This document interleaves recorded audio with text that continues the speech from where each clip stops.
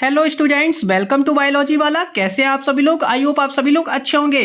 तो स्टूडेंट्स, आज मैं आप सभी लोगों के लिए यूपी पॉलिटेक्निक ग्रुप E1 की, जिसमें आपका डी फार्मा और बी फार्मा शामिल है, इसके लिए मैं फिजिक्स और केमिस्ट्री के टॉप 100 MCQs लेकर आ चुका हूं। तो चलिए आज की क्लास को हम लोग स्टार्ट करते हैं। तो स्टूडेंट्स, इसमें आपको आज क्या क्या देखने को मिलेगा? इसमें मिलेगा आपको फिजिक्स के क्वेश्चंस और केमिस्ट्री के क्वेश्चंस। तो चलिए बिना देरी के क्लास को स्टार्ट करते हैं। अगर चैनल पर नए हो तो चैनल को सब्सक्राइब कर देना। अगर वीडियो को लाइक नहीं किया है तो वीडियो को लाइक भी कर देना, क्योंकि आपको डेली ऐसे ही कंपटीशन लेवल्स की क्लास देखने को मिलती रहेंगी। तो चलिए इस क्लास को स्टार्ट करते हैं। क्वेश्चन नंबर 1 पूछ रहा है आपसे। क्वेश्चन नंबर 1 क्या कह रहा है आपसे? क्वेश्चन नंबर 1 कह रहा है 2 किलोग्राम द्रव्यमान का एक पिंड एक वृत्ताकार पथ पर फिसलते हुए 3 मीटर दूर जाकर रुक जाता है, जैसा कि चित्र में दिखाया गया है। देखो आप लोग, यदि पिंड तल से 1 मीटर आरंभिक ऊंचाई पर स्थित था, तब घर्षण बल के विरुद्ध किया गया कार्य क्या होगा? तो चलिए मैं आपको फॉर्मूला बता देता हूं, आप लोग सॉल्व कर लीजिएगा। फॉर्मूला इसमें लगेगा mgh। क्या फॉर्मूला लगेगा? mgh। m की वैल्यू रख देना आप लोग 2, और उसके बाद ग्रेविटी रख देना, और इसको 1 को रख देना। ठीक है, चलिए तो आंसर इसका क्या सही हो जाएगा सर? आंसर नंबर 20 का सही हो जाएगा, 20 जूल। चलिए नेक्स्ट क्वेश्चन की तरफ चलते हैं हम लोग। नेक्स्ट क्वेश्चन आपसे क्या कह रहा है? नेक्स्ट क्वेश्चन बोल रहा है आपसे, जल एवं आपेक्षिक घनत्व दो वाले द्रव के समान द्रव्यमान मिलाएं तो मिश्रण का घनत्व होगा। मिश्रण का घनत्व कितना होगा सर? 4/3 होगा। कितना होगा? 4/3 होगा। चलिए नेक्स्ट क्वेश्चन की तरफ हम लोग चलते हैं। नेक्स्ट क्वेश्चन आपसे क्या कह रहा है? नेक्स्ट क्वेश्चन आपसे बोल रहा है 4000 जूल सेकेंड माइनस इनवर्स बोलते हैं इसे, इनवर्स की ऊष्मा फ्लक्स 10 सेंटीमीटर लंबी व 100 सेंटीमीटर स्क्वायर अनुप्रस्थ काट की छड़ से प्रवाहित हो रही है। यदि छड़ के पदार्थ की चालकता 400 सही W/m डिग्री सेल्सियस है, तब छड़ के सिरे का तापांतर होगा। तो छड़ के सिरे का तापांतर पूछा है, तो कितना हो जाएगा? तो तापांतर इसका हो जाएगा 100 डिग्री सेल्सियस। इसको सॉल्व करना पड़ेगा, वो आप लोग कर लीजिएगा। मैं सीधे सीधे आंसर ही बता दे रहा हूँ आपको। ठीक है, तो चलिए अब हम लोग नेक्स्ट क्वेश्चन की तरफ देखते हैं। नेक्स्ट क्वेश्चन क्या कह रहा है आपसे? किसी प्रगामी तरंग y बराबर 8 sin 2 पाई, और फिर कोष्टक में दिया है x/10 - 2t, कोष्टक बंद, जहां x सेंटीमीटर में और t सेंटीमीटर में है। ठीक है, तो 2 सेंटीमीटर की दूरी पर स्थित दो कोणों के बीच कलांतर कितना है? तो कलांतर देखना है, तो सही आंसर हो जाएगा बच्चों इसमें 72 सेंटीमीटर। कितना आंसर हो जाएगा इसमें सर? इसमें आंसर हो जाएगा हमारा 72 सेंटीमीटर। चलिए अब हम लोग नेक्स्ट क्वेश्चन की तरफ चलते हैं। नेक्स्ट क्वेश्चन आपका क्या दे रहा है बच्चों, देखते हैं। तो नेक्स्ट क्वेश्चन आपका दिया है, क्या दे रहा है क्वेश्चन में? ये दिया है।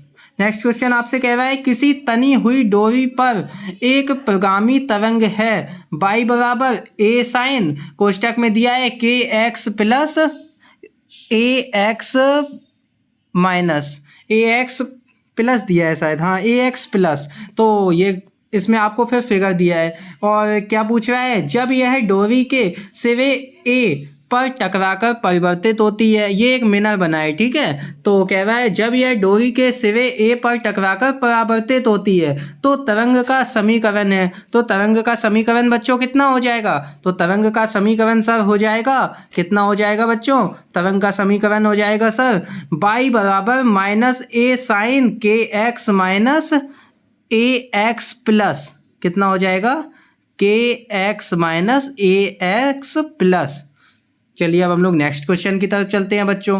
नेक्स्ट क्वेश्चन आपका क्या देख रखा है? तो सर नेक्स्ट क्वेश्चन दे रखा है, यदि ध्वनि की गति vs है तो स्रोत को किसी वेग से गति करनी चाहिए। स्रोत को किस वेग से गति करनी चाहिए? जिसमें एक स्थिर श्रोता को सुनाई पड़ने वाली आभासी आवृत्ति वास्तविक आवृत्ति की आधी हो जाए। तो सही आंसर इसमें क्या हो जाएगा बच्चों? सही आंसर इसमें हो जाएगा आपका Vs। क्या हो जाएगा बच्चों? Vs आंसर इसका सही हो जाएगा, आंसर नंबर 4। चलिए अब हम लोग नेक्स्ट क्वेश्चन की तरफ चलते हैं। नेक्स्ट क्वेश्चन आपका क्या दे रहा है बच्चों? नेक्स्ट क्वेश्चन आपका दिया हुआ है, इसमें दिए गए AC परिपथ में सप्लाई वोल्टेज है, तो कितना है? V बराबर 20 कॉस और 2000 टी। चलिए अब हम लोग आगे देखते हैं क्या पूछ रहा है। तब वोल्ट मीटर वी की रीडिंग होगी, तो इसकी रीडिंग कितनी आ जाएगी बच्चों? इसकी रीडिंग आ जाएगी आपकी 5.6 वोल्ट। कितना हो जाएगा? 5.6 वोल्ट। आंसर नंबर डी एकदम इसका सही आंसर हो जाएगा। चलिए अब हम लोग नेक्स्ट क्वेश्चन की तरफ देखते हैं। तो नेक्स्ट क्वेश्चन बच्चों इसमें क्या दिया है, चलिए देखते हैं अब हम लोग। सर नेक्स्ट क्वेश्चन इसमें दिया है, क्या दिया है, यदि सभी बल्ब समान हैं तो कौन सा तीव्र जलने वाला बल्ब होगा? तो बच्चों इसमें तीव्र जलने वाला बल्ब पूछा है, तो तीव्र जलने वाला बल्ब इसमें क्या हो जाएगा? सर इसमें तीव्र जलने वाला बल्ब हो जाएगा B1। क्या हो जाएगा बच्चों? B1 हो जाएगा। चलिए अब हम लोग नेक्स्ट क्वेश्चन की तरफ चलते हैं। नेक्स्ट क्वेश्चन आपसे क्या पूछ रहा है? तो नेक्स्ट क्वेश्चन बच्चों इसमें पूछ रहा है एक पदार्थ का कार्यफलन 4.0 इलेक्ट्रॉन वोल्ट है। इस पदार्थ पर निम्न में से किस तरंग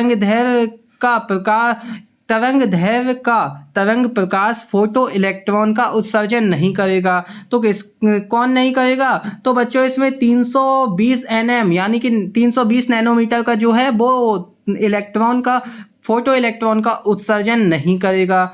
एकदम सिंपल सा क्वेश्चन है। चलिए अब हम लोग नेक्स्ट क्वेश्चन की तरफ चलते हैं। नेक्स्ट क्वेश्चन क्या कह रहा है बच्चों? नेक्स्ट क्वेश्चन में एक हम लोगों को फिगर दे रखा है और क्या कह रहा है, चित्रानुसार एक क्षण चुंबक को एक कुंडली की अक्ष के अनुदिश चलाया जाता है। ये फिगर दिया है और कह रहा है आगे कुंडली में प्रेरित विद्युत वाहक बल का समय के साथ परिवर्तन कितना होगा? और हम लोगों को ग्राफ दिया है, ये ग्राफ दिए हैं, तो सही आंसर इसका हो जाएगा बच्चों ग्राफ नंबर 2 बिल्कुल सही इसका हो जाएगा। ठीक है, चलिए अब हम लोग नेक्स्ट क्वेश्चन की तरफ चलते हैं। नेक्स्ट क्वेश्चन को देखते हैं कि नेक्स्ट क्वेश्चन क्या कह रहा है आपका। तो क्वेश्चन नंबर किस पे पहुंच गए हम लोग? 11वें पे। क्वेश्चन नंबर 11 आपका कह रहा है, क्वेश्चन नंबर 11 बोल रहा है इनमें से किस पदार्थ की चुंबकीय प्रवृत्ति ऋणात्मक होती है? तो किसकी ऋणात्मक होती है? सर चुंबकीय प्रवृत्ति Ag की ऋणात्मक होती है। चलिए अब हम लोग नेक्स्ट क्वेश्चन की तरफ चलते हैं, यानी कि माइनस होती है। चलिए अब हम लोग नेक्स्ट क्वेश्चन की तरफ क्या कह रहा है। नेक्स्ट क्वेश्चन कह रहा है सर एक गोताखोर जल μw बराबर 4/3 के अंदर से वायु में रखे ग्रीन कलर की वस्तु को देखता है, उसे वस्तु कैसी दिखेगी? तो बच्चों उसको वस्तु ग्रीन कलर की ही दिखेगी। आप कंफ्यूज बिल्कुल भी मत होइएगा, उसको वस्तु ग्रीन कलर की ही दिखेगी।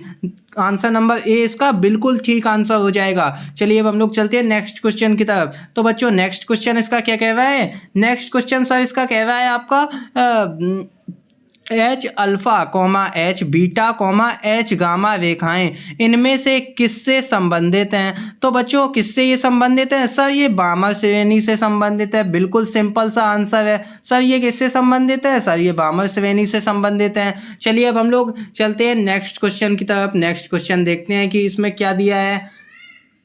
नेक्स्ट क्वेश्चन है क्वेश्चन नंबर 14। क्वेश्चन नंबर 14 आपका क्या कह रहा है? सर क्वेश्चन नंबर 14 कह रहा है जब हाइड्रोजन में एक इलेक्ट्रॉन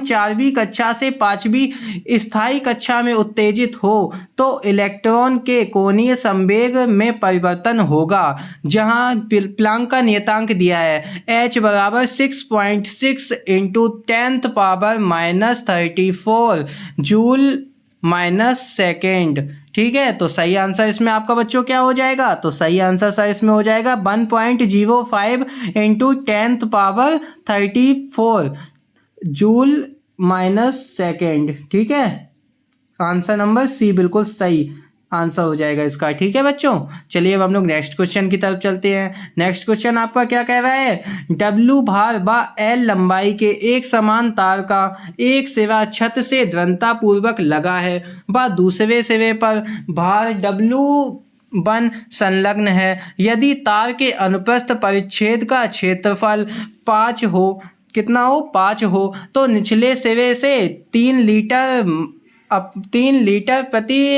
लीटर अपॉन 4 ऊंचाई पर प्रतिबल होगा। तो सर प्रतिबल कितना? तो बच्चों प्रतिबल कितना होगा? तो सर इसका प्रतिबल हो जाएगा W1 plus 3W upon 4 upon में सेकेंड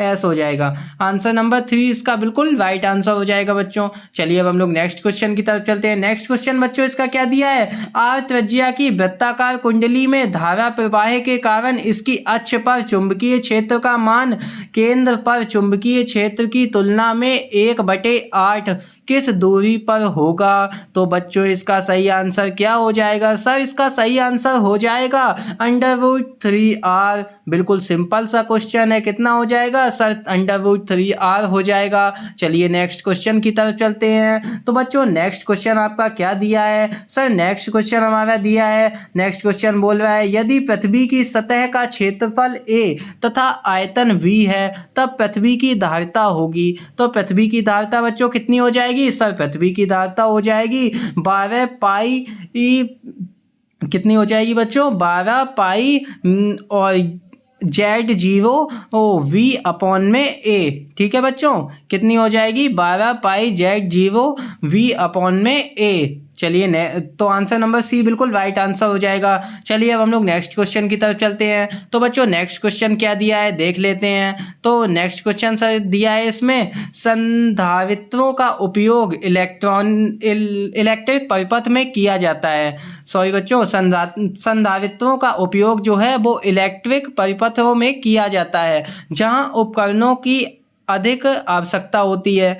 ठीक है, तो सही आंसर इसका क्या हो जाएगा, सही आंसर हो जाएगा सर इसका धारा में किया जाता है। कहाँ किया जाता है, धारा में। ठीक है, चलिए नेक्स्ट क्वेश्चन की तरफ चलते हैं। नेक्स्ट क्वेश्चन क्या कह रहा है, यदि किसी गोले की परिधि 2 मीटर है तब जल में गोले की धारिता होगी। तो जल में गोले की धारिता कितनी होगी, तो बच्चों जल में गोले की धारिता हो जाएगी आपकी 2800 pf।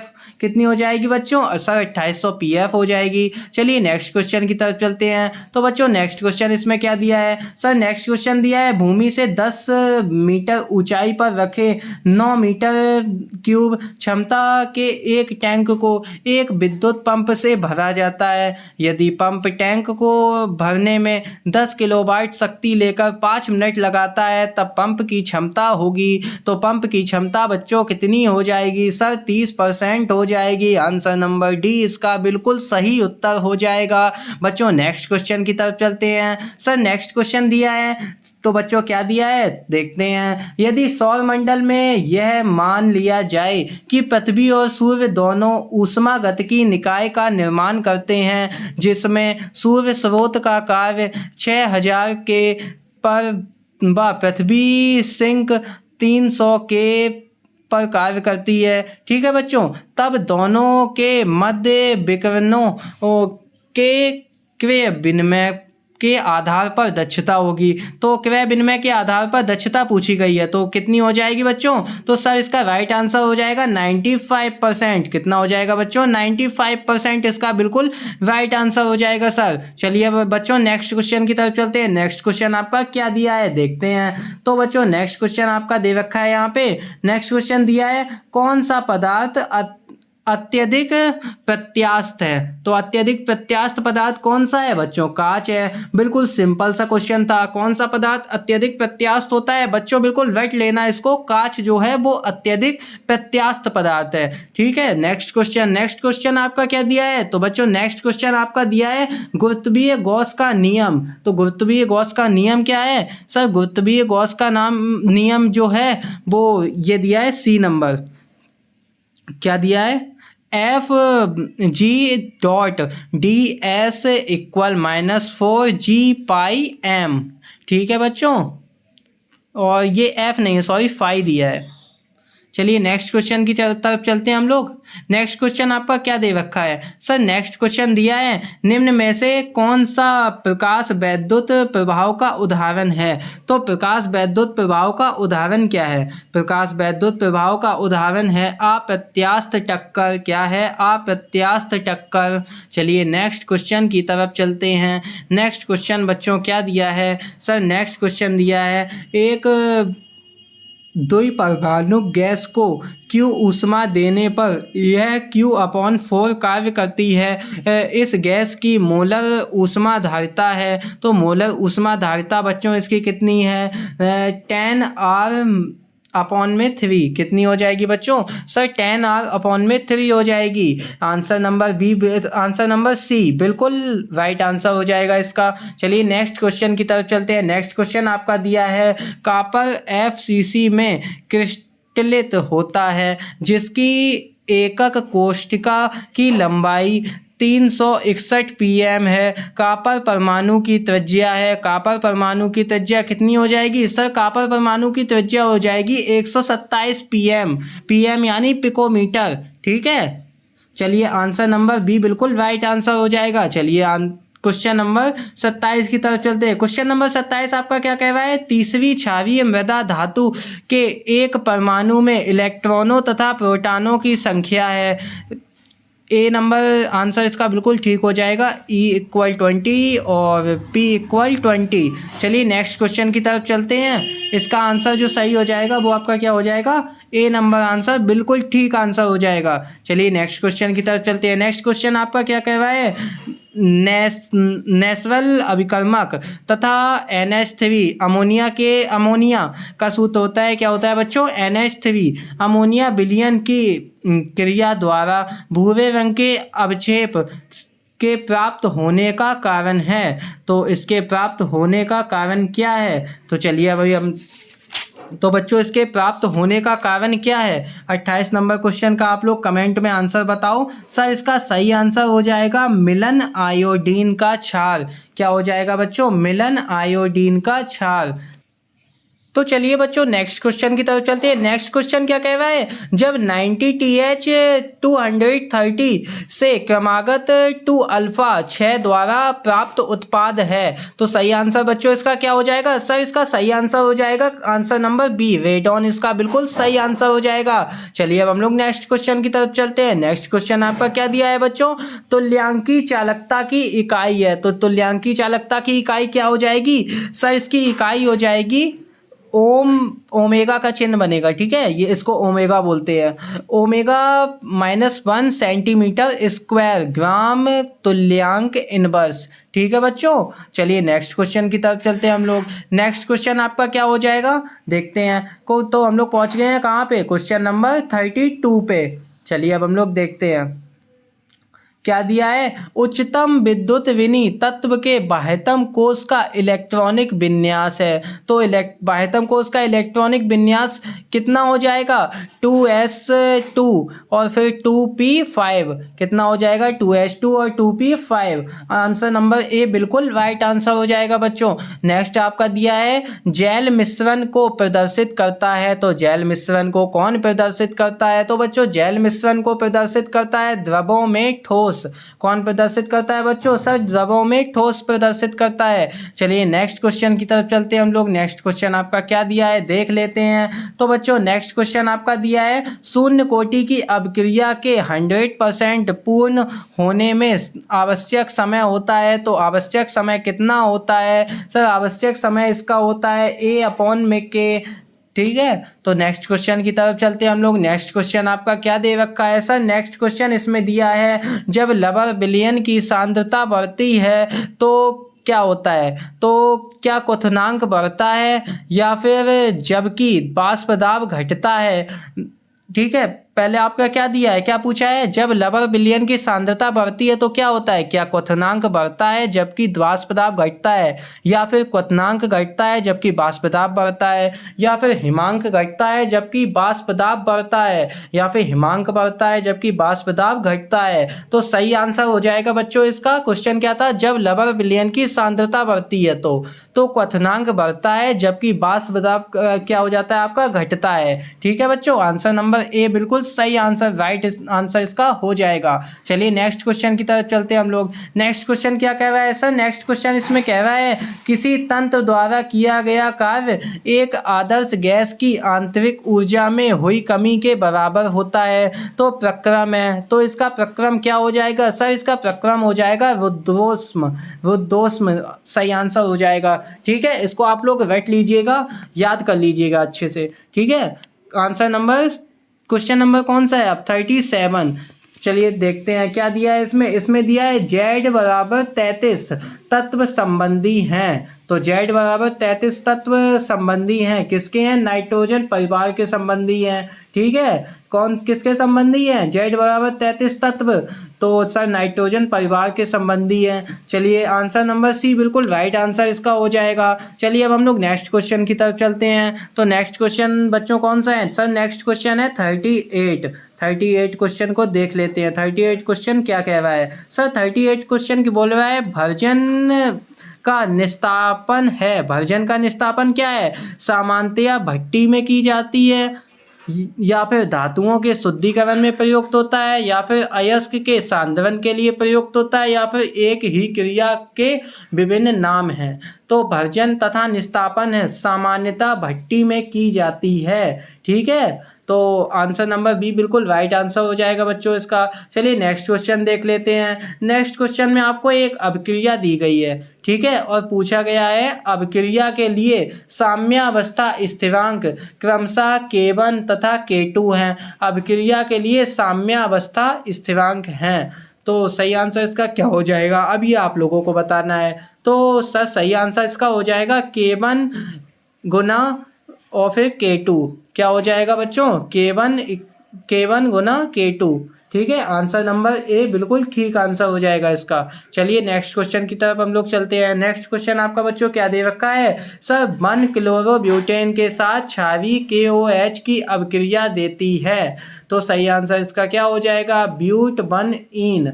सही आंसर क्या है बच्चों? ब्यूट 1 इन। ठीक है, चलिए नेक्स्ट क्वेश्चन की तरफ चलते हैं हम लोग। नेक्स्ट क्वेश्चन आपका क्या दे रखा है देखते हैं।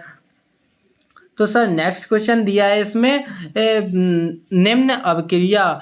क्या क्वेश्चन दिया है इसमें? निम्न अभिक्रिया 2SO2G O2G एक अभिक्रिया दी गई है और उसके बाद प्रोसेस किया है। उसमें बोल रहा है प्रोडक्ट क्या बना है? 2SO3 जो कि गैस है, delta H equal minus 188.3 kilo joule में SO3 के मोलों की संख्या बढ़ेगी जब क्या होगा? क्या वो स्थिर आयतन पर ताप बढ़ाते हैं, या फिर मिश्रण में निष्क्रिय गैस मिलाते हैं, या फिर मिश्रण से ऑक्सीजन को हटाते हैं, या फिर अभिक्रिया पात्र का आयतन घटाते हैं? तो बच्चों सही आंसर इसमें क्या हो जाएगा बताओ आप लोग कमेंट में। तो सर आंसर सही हो जाएगा इसका अभिक्रिया पात्र का आयतन घटाते हैं। आंसर नंबर डी बिल्कुल राइट आंसर हो जाएगा बच्चों इसमें। तो बच्चों अगर अभी तक आपने चैनल को सब्सक्राइब नहीं किया है तो यार चैनल को जल्दी से सब्सक्राइब कर दो। अगर वीडियो को लाइक नहीं किया है तो वीडियो को लाइक कर दो।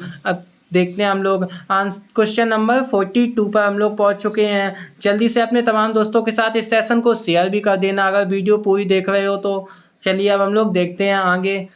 तो नेक्स्ट आपका दिया है क्वेश्चन नंबर 42। इसमें दिया है एक प्रथम कोटि की अभिक्रिया ए जो है वो उत्पाद की अर्ध आयु 100 से है। ठीक है, इस अभिक्रिया का वेग स्थिरांक होगा। अभिक्रिया का वेग स्थिरांक पूछा है तो बच्चों क्या हो जाएगा? 6.93 फिर गुना 10 पावर -3 सेंटीमीटर इनवर्स। ठीक है, चलिए अब हम लोग देखते हैं।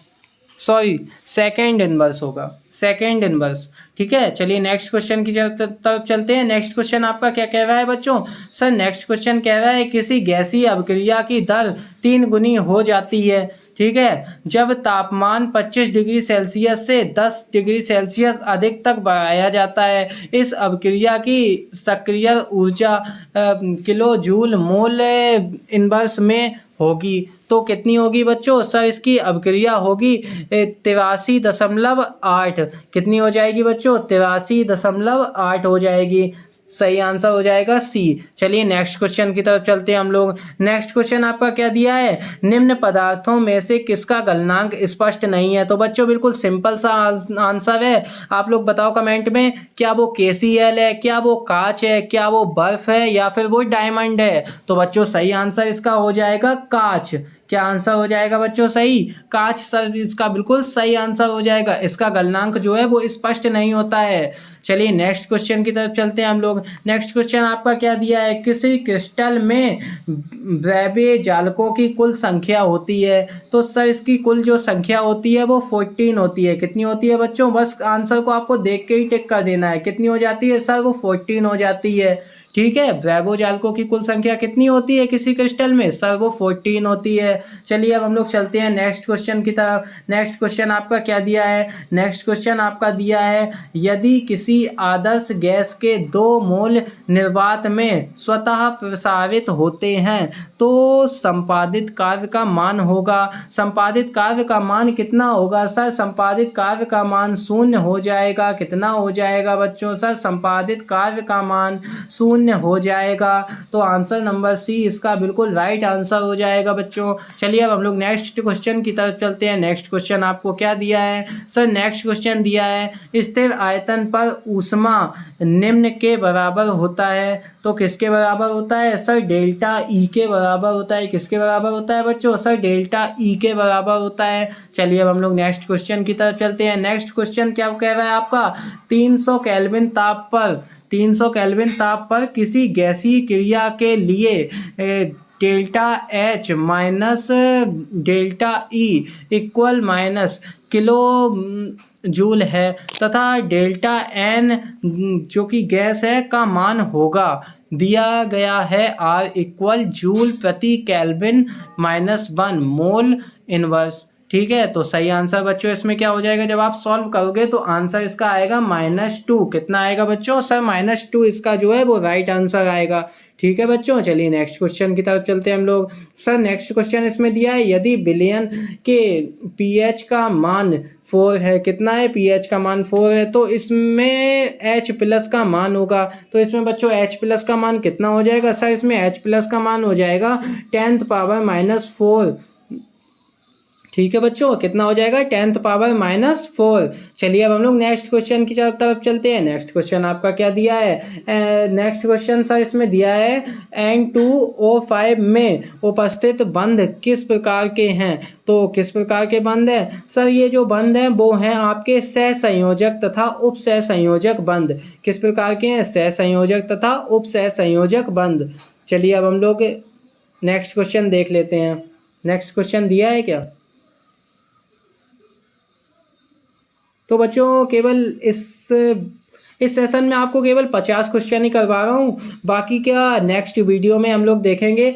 और भी मॉडल पेपर कई सारे हैं मेरे पास, तो मैं और भी आपको कई सारे सॉल्व करवाऊंगा। एग्जाम की अच्छे से प्रिपरेशन भी करवा दूंगा। अगर आपने अभी तक वीडियो को लाइक नहीं किया है साथियों, तो अभी वीडियो को फटाफट से आप लोग लाइक कर दो। चैनल पर नए हो तो चैनल को सब्सक्राइब कर देना और अपने तमाम दोस्तों के साथ इस सेशन को शेयर भी कर देना, ताकि आपके दोस्तों की भी मदद हो सके। तो चलिए आज के वीडियो को अब यहीं पर एंड कर देते हैं।